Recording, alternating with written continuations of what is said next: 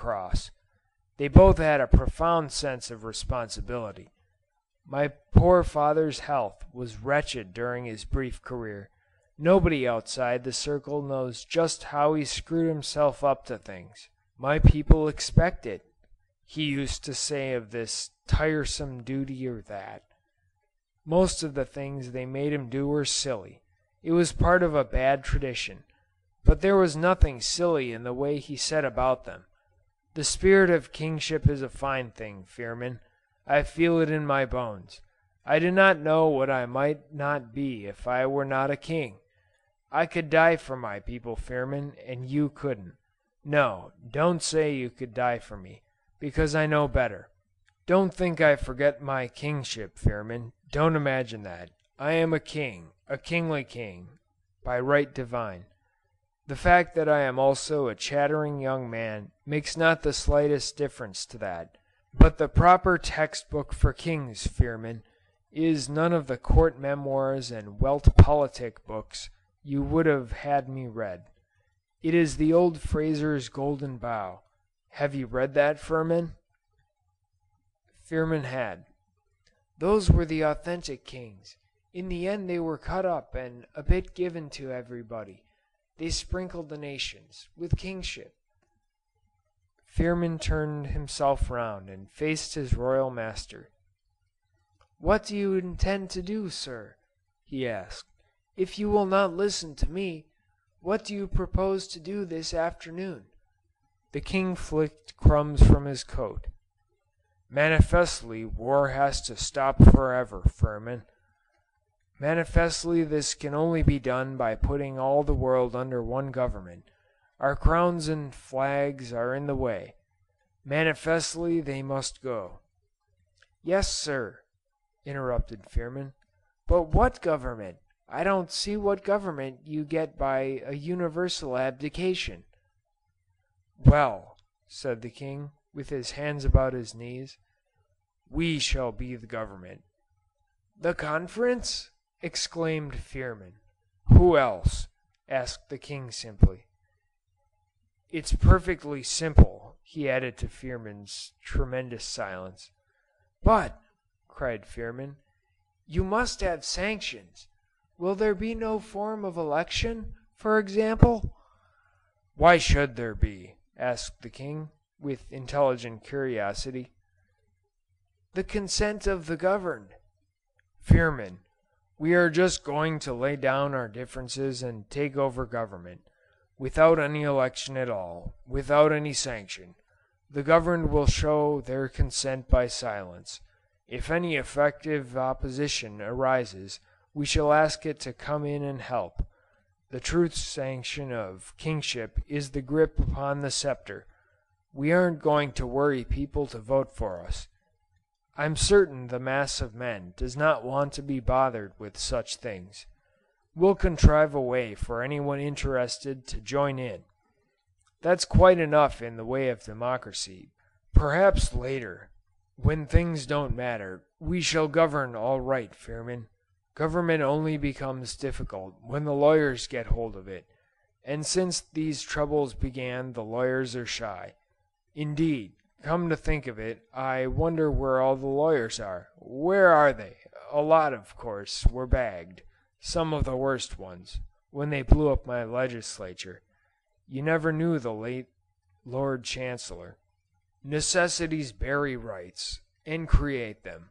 Lawyers live on dead rights disinterred. We've done with that way of living. We don't have more law than a code can cover, and beyond that, government will be free. Before the sun sets today, Firmin, trust me, we shall have made our abdications, all of us, and declared the world republic, supreme and indivisible.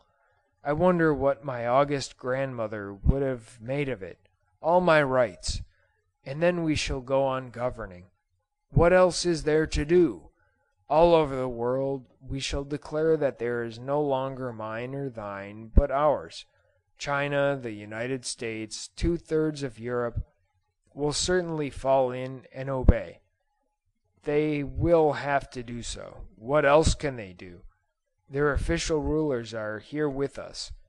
They won't be able to get together any sort of idea of not obeying us.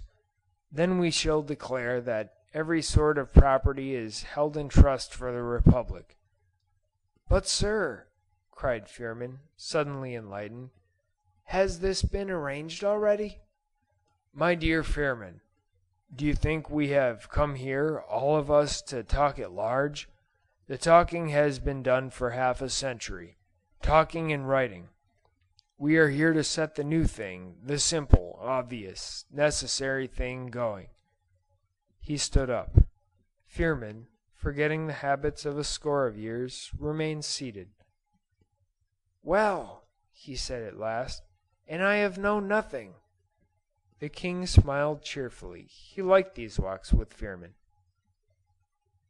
Section 3. That conference upon the Brissago meadows was one of the most heterogeneous collections of prominent people that has ever met together.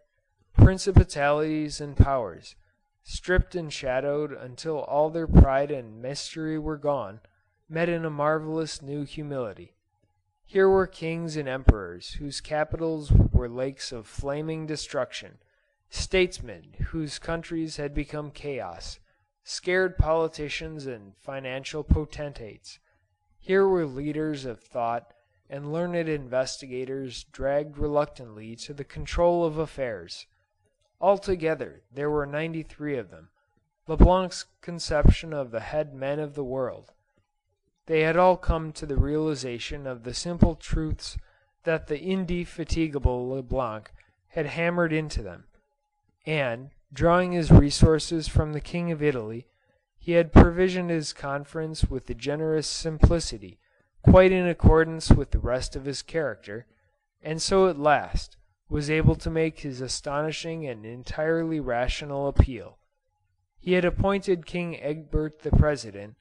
He believed in this young man so firmly that he completely dominated him, and he spoke himself as a secretary might speak from the President's left hand, and evidently did not realize himself that he was telling them all exactly what they had to do. He imagined he was merely recapitulating the obvious features of the situation for their convenience. He was dressed in ill-fitting white silk clothes, and he consulted a dingy little packet of notes as he spoke. They put him out. He explained that he had never spoken from notes before, but that this occasion was exceptional. And then King Egbert spoke as he was expected to speak, and Leblanc's spectacles moistened at that flow of generous sentiment, most amiably and lightly expressed. "We haven't to stand on ceremony," said the king. "We have to govern the world. We have always pretended to govern the world, and here is our opportunity." "Of course," whispered Leblanc, nodding his head rapidly. "Of course. The world has been smashed up, and we have to put it on its wheels again," said King Egbert. "And it is the simple common sense of this crisis for all to help and none to seek advantage. Is that our tone or not?" The gathering was too old and seasoned and miscellaneous for any great displays of enthusiasm, but that was its tone, and with an astonishment that somehow became exhilarating, it began to resign, repudiate, and declare its intentions. Firmin, taking notes behind his master, heard everything that had been foretold among the yellow broom come true. With a queer feeling that he was dreaming, he assisted at the proclamation of the world state, and saw the message taken out to the wireless operators to be throbbed all round the habitable globe. "And next," said King Egbert, with a cheerful excitement in his voice, "we have to get every atom of Carolinum, and all the plant for making it, into our control." Firmin was not alone in his incredulity. Not a man there who was not a very amiable, reasonable, benevolent creature at bottom. Some had been born to power and some had happened upon it.